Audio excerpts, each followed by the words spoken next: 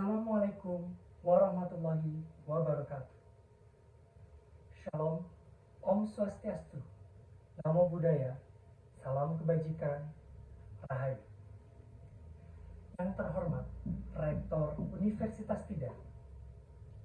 Yang saya hormati, Bapak Ibu dosen Universitas Tidar, serta teman-teman mahasiswa semua yang saya cintai dan saya banggakan. Teman-teman, mari kita sejenak merenung. Setiap hari kita mendengar tentang biaya pendidikan yang selalu naik, kurikulum yang selalu berubah-ubah tanpa adanya evaluasi, atau bahkan isu-isu otonomi sekolah ataupun kampus yang semakin terkikis.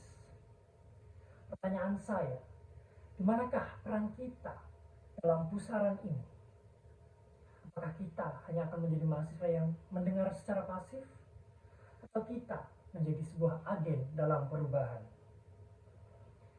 Saya berdiri di sini bukan untuk menghakimi, melainkan untuk menegaskan peran mahasiswa dalam menanggapi kebijakan pendidikan yang ada di Indonesia.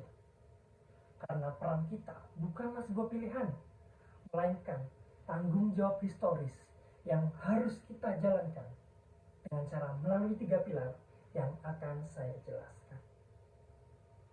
Pilar pertama, kontrol sosial.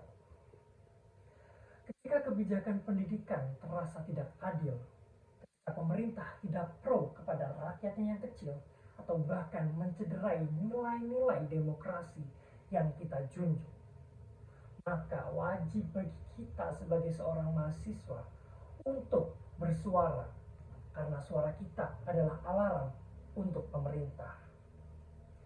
Kita harus memastikan bahwa kebijakan yang lahir dari pemerintah adalah pro kepada rakyat kecil dan demi kepentingan jangka panjang. Namun, suara saja terkadang tidak cukup. Kita harus membutuhkan peran pendukung yang lain, yaitu kita masuk ke peran yang kedua, kekuatan intelektual. Kampus kita, sekolah kita, universitas kita adalah sebuah laboratorium gagasan. Kewajiban kita adalah menganalisis setiap draft kebijakan secara mendalam, lalu menawarkan solusi alternatif yang berbasis riset, data, dan keilmuan.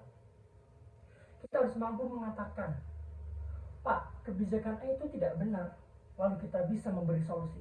Ini loh Pak, kebijakan B yang lebih baik, dengan alasan yang ilmiah. Contoh 1, 2, 3. Jadi kita harus bisa memberikan banyak solusi yang alternatif. Kita harus memastikan kritik kita adalah konstruktif dan memiliki landasan akademis yang kokoh. Terakhir, kita masuk kepada peran yang ketiga sebagai jembatan aspirasi.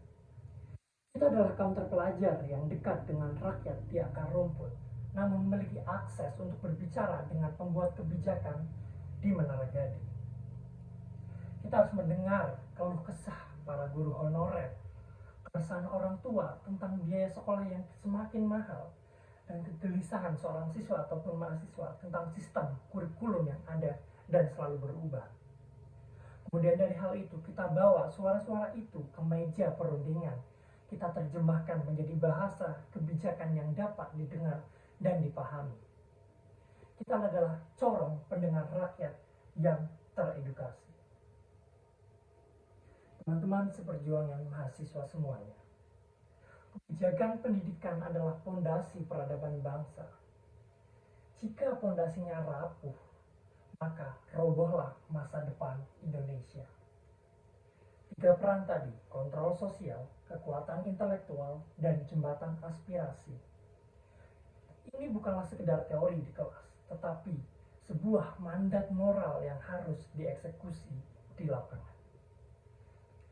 Oleh karena itu, saya mengajak seluruh elemen mahasiswa semua di ruangan ini, mari kita bergerak dengan integritas yang tak tergoyahkan, dengan keberanian untuk bersuara di tengah ancaman dari pemerintah, dan dengan ilmu pengetahuan sebagai senjata utama dari kita.